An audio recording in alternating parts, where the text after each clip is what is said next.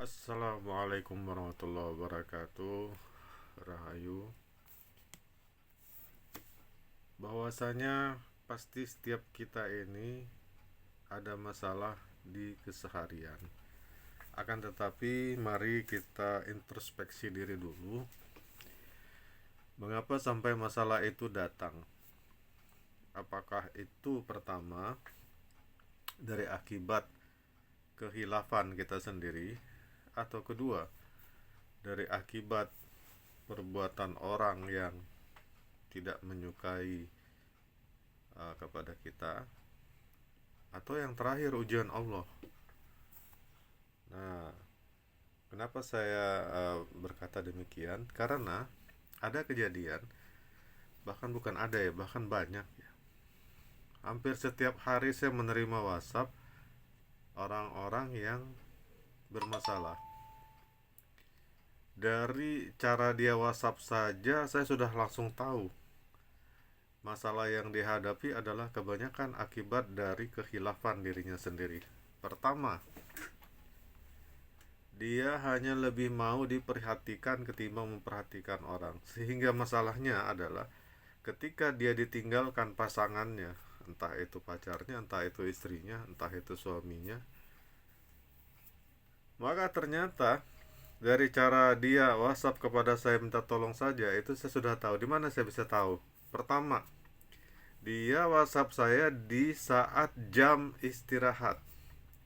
Sebagaimana kita pahami, jam istirahat yang ideal menurut ajaran kesehatan adalah jam 10 malam itu kita sudah harus tidur. Untuk apa? Meningkatkan imun tubuh, begitu ya. Nah, nanti jika kita mau tahajud, kita akan bangun di sepertiga malam yang terakhir, atau lanjut ke subuh, atau bangun tepat saat subuh.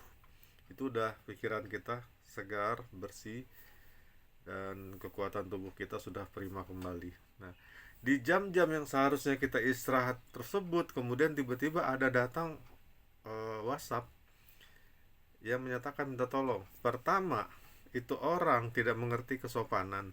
Saat jam istirahat, dia masih nekat WhatsApp. Itu artinya dia sendiri tidak menghargai saya sebagai orang yang mentolong. Sehingga bisa dikatakan dia juga tidak akan pernah bisa menghargai orang-orang sekitarnya. Sehingga sama juga, dia tidak bisa menghargai pasangannya, makanya dia ditinggalkan. Itu dulu yang kita introspeksi diri. Jika kita mau dihargai orang lain, maka kita harus bisa menghargai dulu orang lain. Pun akhirnya kita menghargai diri kita sendiri dulu. Bagaimana cara menghargai diri kita sendiri dulu? Yaitu istirahat pada waktunya, pada jamnya. Pertama. Yang kedua,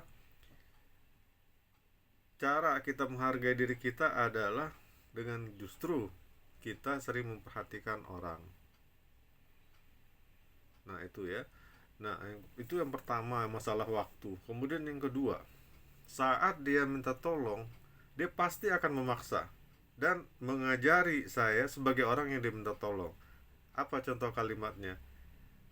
Tolong bantu saya dengan ketulusan. Saya ini orang tidak mampu. Kalimat seperti ini kemudian seolah-olah dia menyatakan, karena saya tidak mampu, tolong saya. Loh, kok jadi malah maksa? Ya, kok jadi malah maksa dengan alasan seperti itu? Pertama, dia tidak bisa menghargai orang, kemudian dia kedua ngajari dan memaksa orang. Ini yang timbul masalah. Ketiga, saya masih bersabar nih. Kemudian saya balas keluh kesah dia, artinya saya berikan solusi. Apa solusi yang saya berikan? Yaitu berupa amalan, berupa doa.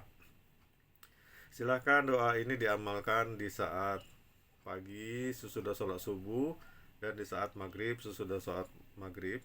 Dibaca hanya 3 kali saja. Hanya 3 kali saja. Semoga dengan doa ini masalah-masalahnya selesai. Dan ini doa tidak sembarangan. Tidak sembarangan ini doa. Ada sejarahnya pada zaman Rasul malahan. Jadi saya tidak bahas itu sejarah doa ini ya. Cuma di sini saya sendiri kemudian melihat doa ini sangat mulia. Bahkan ternyata, kenapa saya suka memberikan doa ini kepada orang-orang yang kesusahan? Karena memang doa ini mujarab. Dia bentuknya sangat sederhana. Tapi doa ini juga menjadi filter buat saya untuk tahu itu orang patut dibantu atau tidak. Kenapa? Karena begitu saya berikan doa ini di WhatsAppnya, itu saya langsung ingin tahu reaksi dia. Jika dia langsung mengucapkan Alhamdulillah, terima kasih bantuannya, berarti orang itu patut dibantu. Tapi orang-orang yang tadi sudah melanggar jam istirahat, kemudian mengajari saya ketulusan, pasti itu jawabannya, apa ada cara yang lain? Atau ini kan pasangan saya pergi, saya butuhnya putar giling.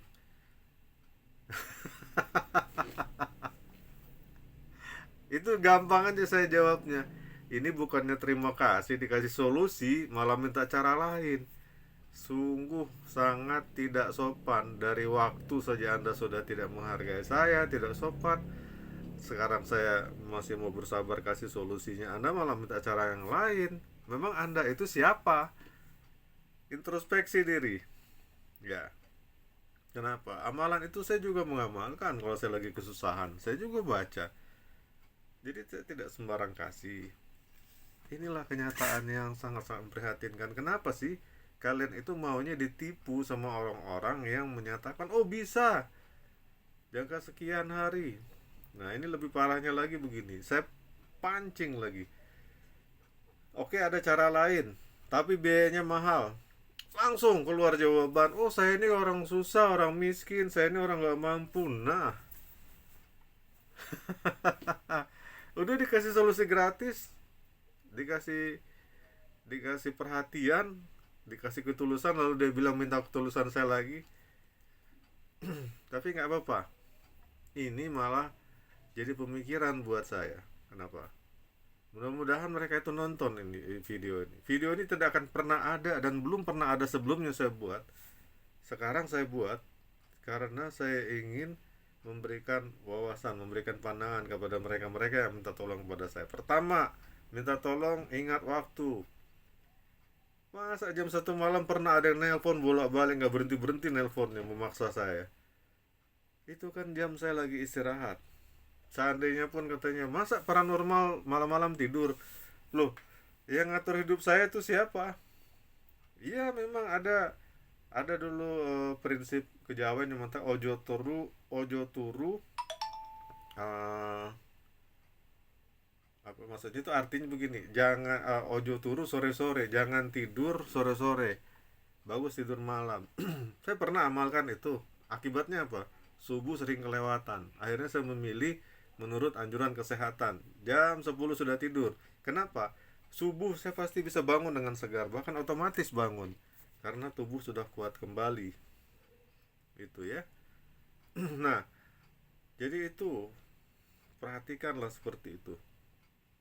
Video ini saya buat adalah untuk menjadi peringatan kita semua, terutama kepada para pengusaha, para pengobat alternatif ya. Situasi seperti ini adalah dimana kemudian kita memang harus peduli sosial ya. Tapi bukan berarti kemudian kita bisa membantu siapapun. Karena ternyata itu tadi, masalah datang dengan 3 sebab. Karena hilaf sendiri, karena perbuatan orang, memang perbuatan orang yang jahat, yang ketiga karena ujian Allah. Nah, karena kalau hilaf sendiri ini, itu artinya memang solusi buat dia adalah dia kaji diri dia dulu lah.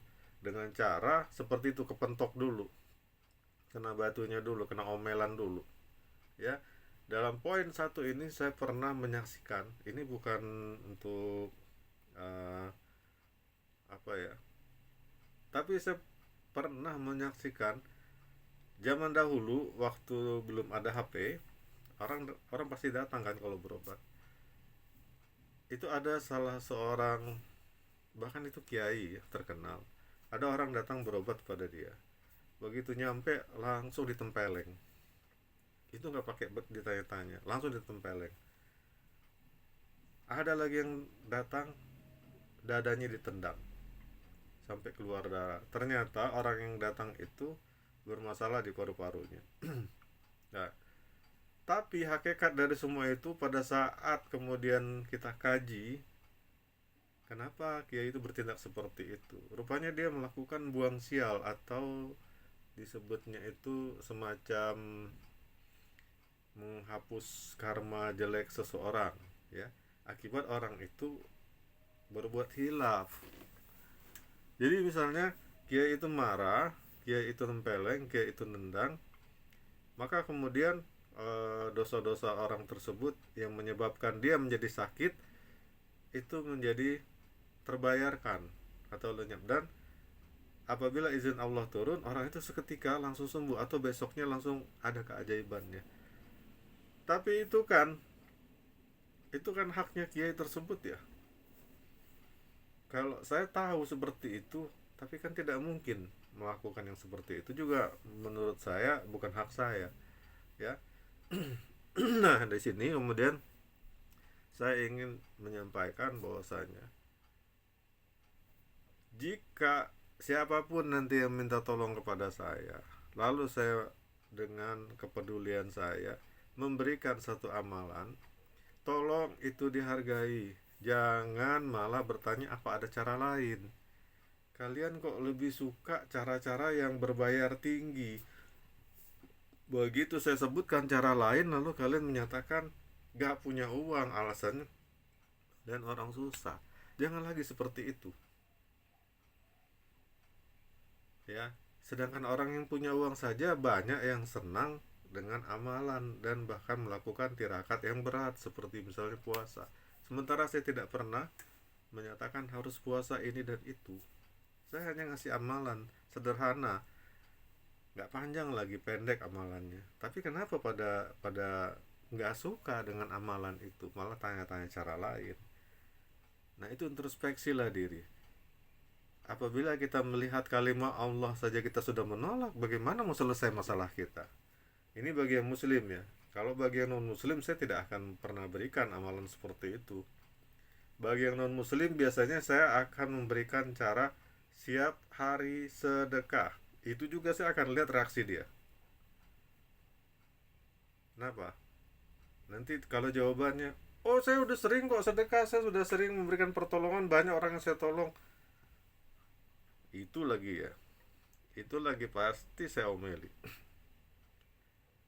Saya bilang saya tidak perlu tahu Anda sudah sedekah apa enggak, Anda sudah tolong orang apa enggak. Tapi ini adalah solusi dari saya setiap hari, walaupun hanya sekedar 2.000 rupiah saja.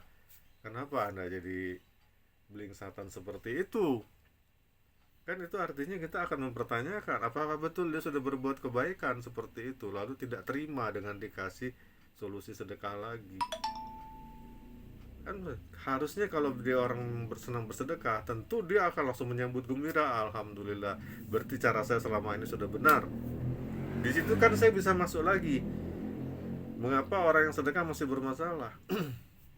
Nah, barulah nanti insya Allah Allah berikan satu petunjuk, kemudian dia hanya perlu melaksanakan tambahan, yaitu satu syarat lagi. Apa syaratnya? Syaratnya memang suka agak-agak nggak masuk akal. Contohnya ada yang dibuang ke laut atau ke sungai. Nah, yang seperti itu. Jadi ini saja mungkin ya saya mau sampaikan. Selanjutnya video-video saya akan saya buat berdasarkan kejadian-kejadian yang saya alami dalam menolong masyarakat. Apa tujuan saya? Tujuan saya adalah agar supaya kita terhindar dari hal yang kemudian contohnya masalah yang tidak terselesaikan, ya. Saya mau bantu Anda untuk menyelesaikan masalah Anda, tapi ikuti dan hargai apa yang saya berikan. Jangan sampai juga kemudian kita terjebak di orang-orang yang menyatakan dirinya bisa membantu tapi akhirnya malah menipu.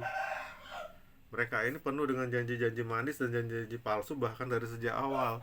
Mereka inilah orang-orang yang bisa dihubungi anytime, nggak kenal waktu. Kenapa? Karena pikiran mereka hanya modus uang saja. Ya, semoga dapat dipahami, dan saya juga mohon dimaafkan apabila, bukan apabila, memang sering ya saya ngomelin orang, memang sering, atau sikap saya jadi kelihatan aneh, saya ngambil sikap. Kenapa? Mohon maaf, itu saya lakukan karena terlalu banyak yang minta tolong kepada saya untuk minta diperhatikan, sehingga mana yang menghargai saya itulah yang pasti saya tolong. Yang tidak bisa menghargai, yang tidak sopan kepada saya, itu yang mohon maaf sering saya blokir. Semoga paham. Terima kasih. Assalamualaikum warahmatullahi wabarakatuh. Rahayu.